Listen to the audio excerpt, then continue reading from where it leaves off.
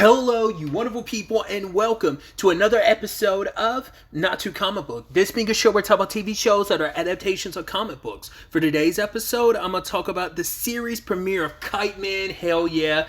Great series premiere. A lot of really interesting things went down in this episode, so let's break it down. So I've avoided, the only thing I saw was, the maybe teaser trailer for this, but I didn't know what to kind of expect from the show. I knew the premise of he runs a bar. I didn't know it was, him and Golden Glider. Which I had to be reminded that her and Snart are her and Captain Cold are siblings. It's not until I was looking up something, cause I was trying to see if the actress who voices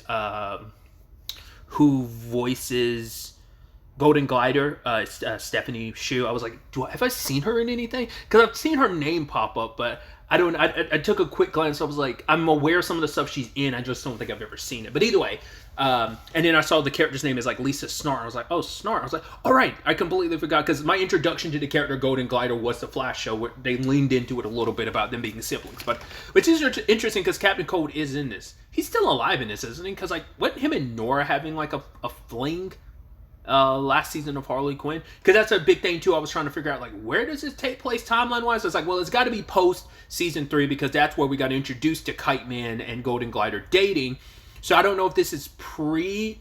I don't think it's definitely no. It's definitely after. Because the Legion of Doom has been destroyed. They're 32 weeks since the last time it was destroyed, but also there's a new Bat person, and I was like, who is that? I was like, because I couldn't, it's been a hot minute since season 4, so I was like, oh, what in, I was like, is it Barbara?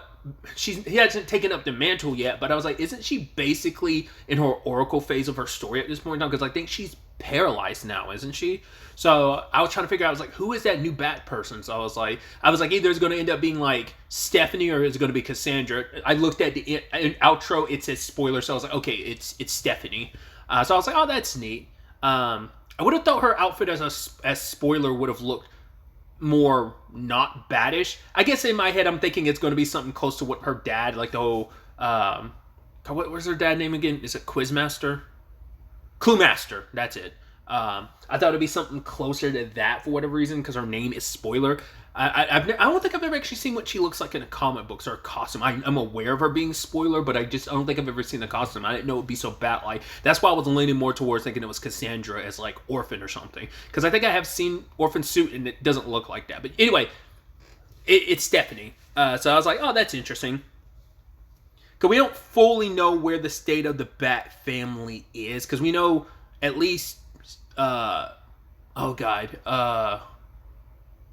Harley, Ivy, Catwoman, and Barbara are basically making the Gotham Sirens. So that's kind of where that stands. So we don't know where Nightwing is dead. So I don't think we know exactly fully where the rest of the Bat family currently stands. And, we'll see whether we kind of get into that at all in this.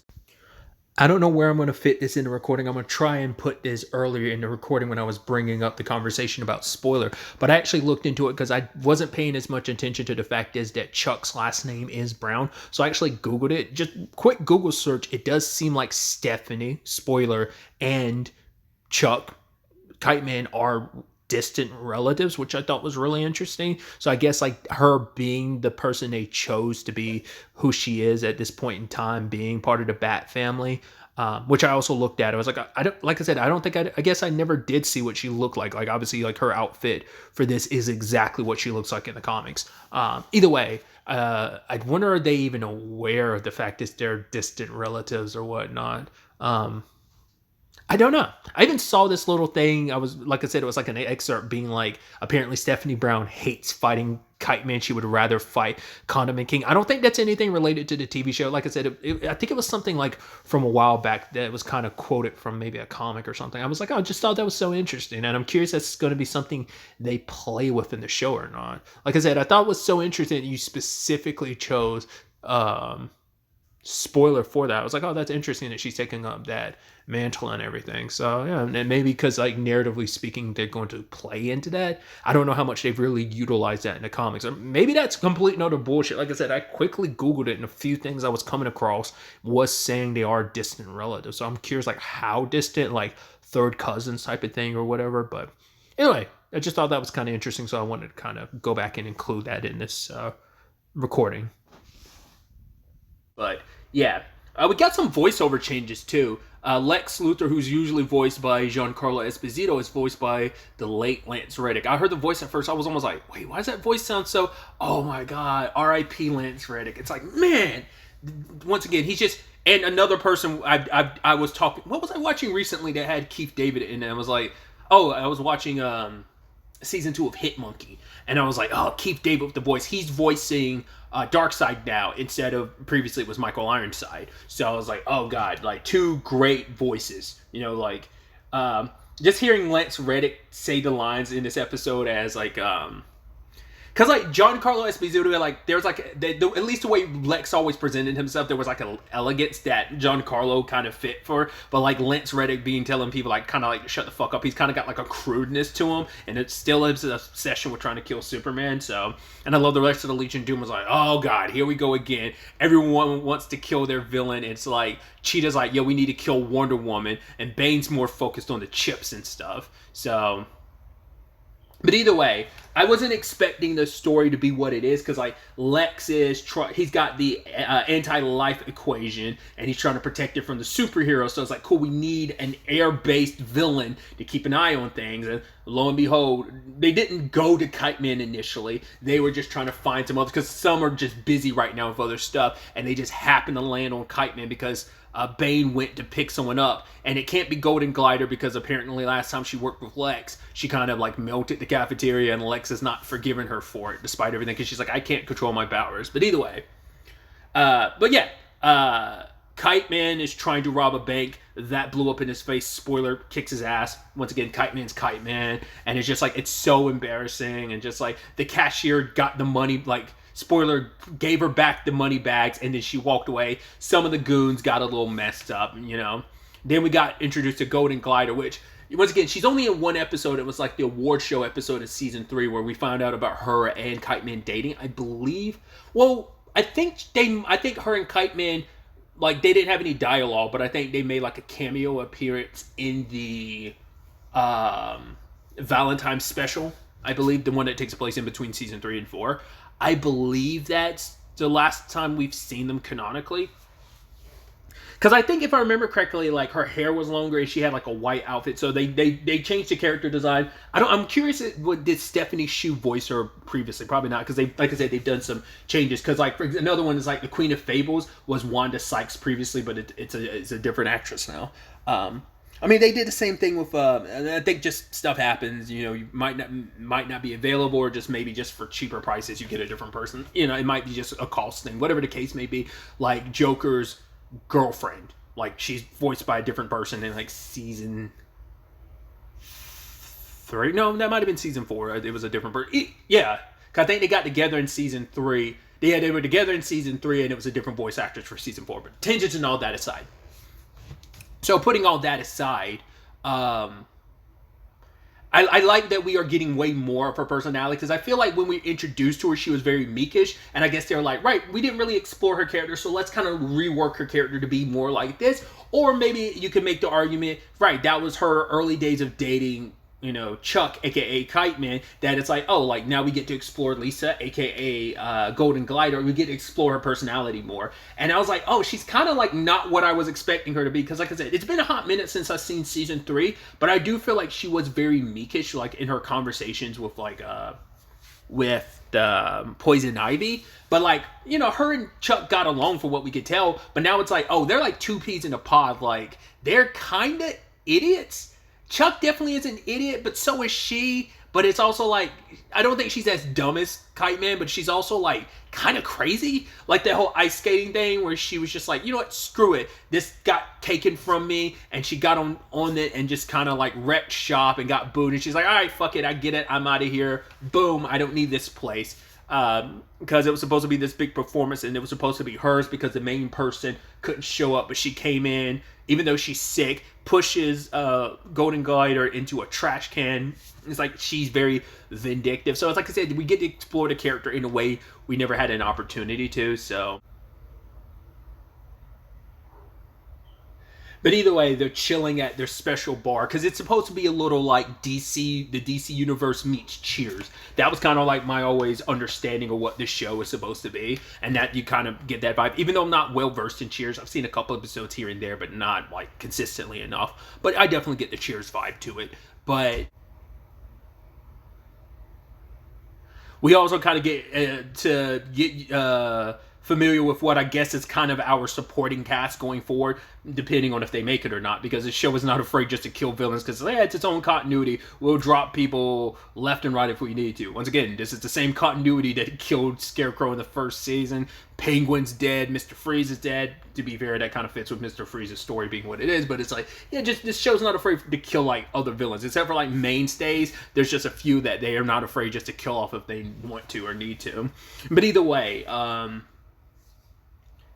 I love that Bane once again came looking for a flying hero, and so he asked. I had to reluctantly ask Kite Man. It's like, oh, but he's like the worst villain and stuff like that. And you have Golden Glider like hyping him up. It's like, oh, he's got this heart of kindness. It's like, oh, what about this particular, like, oh, who's the person that did this for you? It's like, well, I ordered this food, but it was actually Kite Man who got it for me. And what about you, Queen of Fables, like after your body happened with your body, who got your head? She's like, I don't know. And it's like, Kite Man did. And turns to the two mobster dudes that are like stuck together. It's like, oh, like who did that? It's like, oh, it was Kite Man. She's like, I didn't actually bring up the point yet, but still, it's like saying that his superpower isn't like him being able to fly and stuff like that. It's his kind heart, the good nature. It's like, hell yeah. So he takes the job, kind of fumbles it, as you'd expect him to. He didn't really get to do anything. Got blown off through the wind and got electrocuted. And it's like, oh, what was it? Strong winds. It's like the Superman of weather conditions or some shit like that, he said.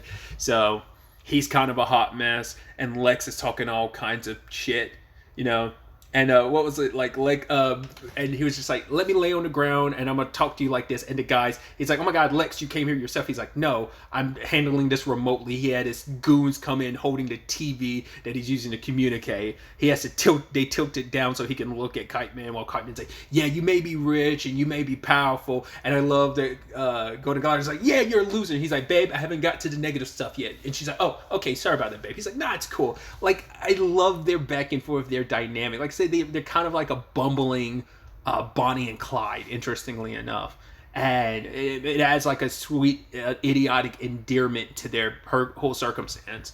And so it's like, right, the thing you don't have is friendship, because look at this, like, I might not be the best, but I've got friends. Can you really say that? And just to spit in Kite Man's face, Lex decides to buy the bar for like 10 million. I was like, cool, this place is supposed to be your home, your sanctuary for so many people. Because you screwed the pooch in his job, fuck you, I'm buying this bar. But Kite Man and Golden Glider are going to buy the bar, and she's like, right, this might be the most dumbest idea ever, but I'm down for it. So it's like, how are we going to get the money? And so he's like, yeah, I've got a way. And he goes to his dad, which I was like, we haven't seen his dad since, I think, to be fair, once again, we haven't spent a lot of time with Kite Man. Only that one episode post season 2. And that was like in season 3, like I said. So I want to say we, like, during the whole him and Ivy's, like, prep for the wedding, I think we met his parents in maybe one episode. I don't remember. And his dad is kind of, shitting on him. And it's like, I don't remember his dad being so much of an asshole. I don't even remember his parents at all. I don't remember they were support. No. If I remember correctly, his parents were assholes, and Ivy stood up to him, because he was very submissive when it comes to his family. I think Ivy stood up for him, if I remember correctly, or he kind of stood up for himself, because I don't remember. I think it was kind of like, no, his parents are dicks. So, but yeah, his dad's like, yeah, I'm not going to give you any money because you're terrible at everything you do. So didn't give him the money. And it's like, oh, what about me? You don't really know me. Even though Golden Glider's like, you've met me like several times. She's like, I'm the one that got you something. He was like, yeah, and that was idiotic. And he's saying like, no, you're just as dumb. In fact, you might be dumber for dating my son in the first place. He's like, Jesus, this guy's an asshole. So who does Kite Man turn to next? His ex-fiance. And even Ivy's like, yeah, I know, like, the fact is you're not going to get back any of that money you spent on the wedding that we never had. But yeah, they're broke because Ivy and Harley have a second home with Themyscira, so they don't have the money on hand. So it's like, right, you're villains. You do what villains do. You steal from worse people. So I thought, like, oh, you're going to steal from Lex? No, they're just going to steal from his dad. And so they brought people along, and some of them might not make it, which some of them didn't. There's the one dude that had a fucking bowling ball. There's a guy who threw knives. And I was like, yeah, there's some regular people here, like the guy Gus who was working at the Legion. I guess that was like a side job. Well, because he admits he's like his main job is a kindergarten teacher. So that was interesting. I love that he's there and he's drunk and he's dodging bullets and shit like that. I was like, I love that he's the most normal dude. And then he runs into like, the guy's like, whoa, aren't you my son's kindergarten teacher? He's like, oh my God, you're Mikey's dad. He's like, did you get that thing? He's like, yeah, there's just been, stuff at home and stuff. And it's like, okay, we'll talk about that. And then Mikey's dad ends up dead because Queen of Fables like smashes his head in. And I love the whole thing. He's like, oh, I'm going to have to spend some one-on-one time with Mikey. I was like, that sucks. So yeah, like death and destruction. I love Golden. What popped it all off was like Golden Glider was going to be the distraction, and she puts on a performance, and the main head honcho Goon was like, "Oh my God, she's performing this! I've never seen something so beautiful." He's tearing up. He's like, "Whoa! Who are these other people?" She's like, "They're the backup dancers." He's like, "No. The backup dancers don't come up at this point in the act." He's like, "We're being had." I was like, I love that. That's what gave it away. So it comes down to. Chuck is trying to convince her to use her powers because she's using, I guess, like the base level of it. She hasn't really like used her full power, and so she does use it. And I guess this is how a lot of people are seeing it for the first time. I feel like she used it a little bit in our introduction, but maybe like only like what she's done so far, kind of skating around. Like that's the most we've seen of it. I think even in the season 3 episode, but like I feel like I vaguely remember her like using the full thing before, but either way, she like sends out these strands, they hit people's bodies, and they kind of go full.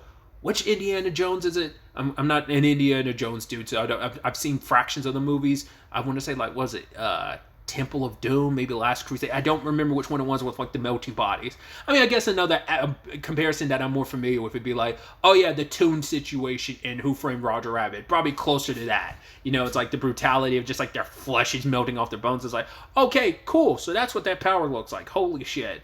He gets to his dad, and it turns out his dad's like, yeah, you might not be the most worthless piece of shit I've ever come across. It's, oh, I've been waiting my entire life. Well, not to hear those words, Dad, but, I'll take it. So he's taking the money, now is able to buy the bar. It's like, hell yeah.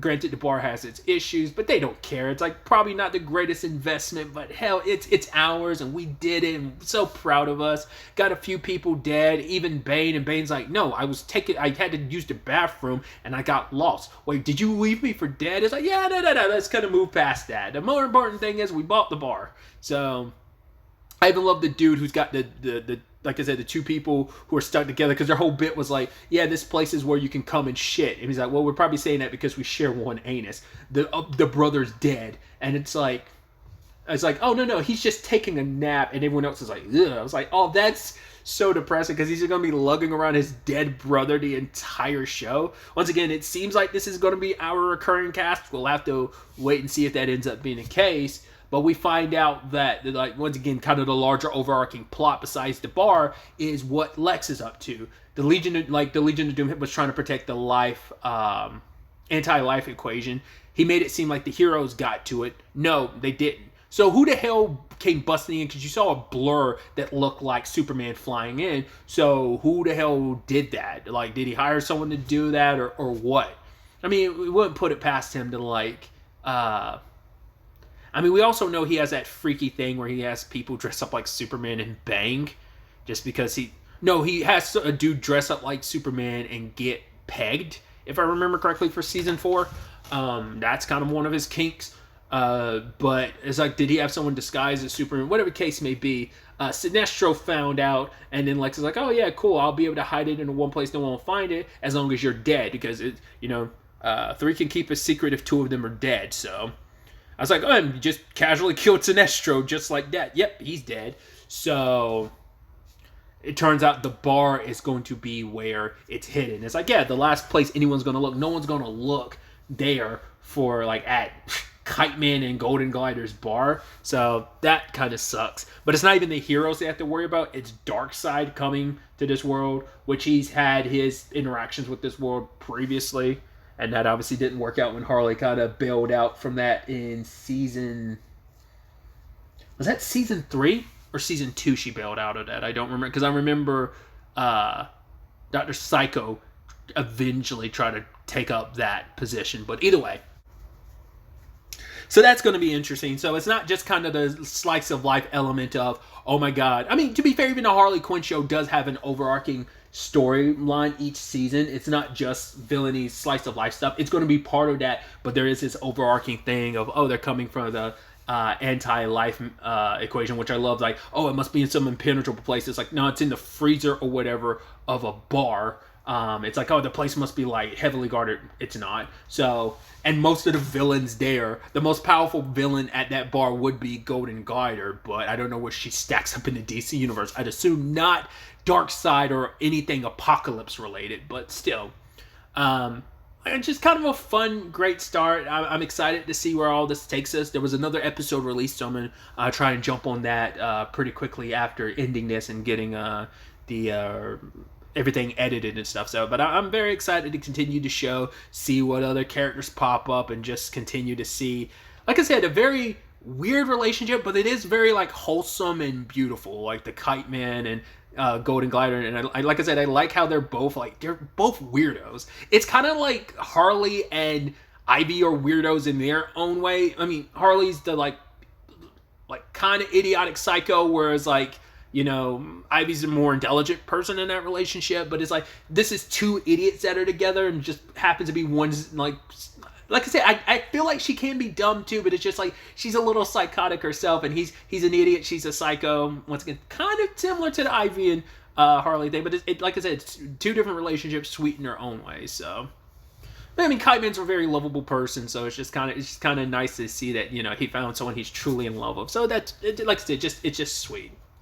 But really, that's all I wanted to talk about. So the next time we meet, be happy, be safe, live life to the fullest, and enjoy it. Good day, and goodbye.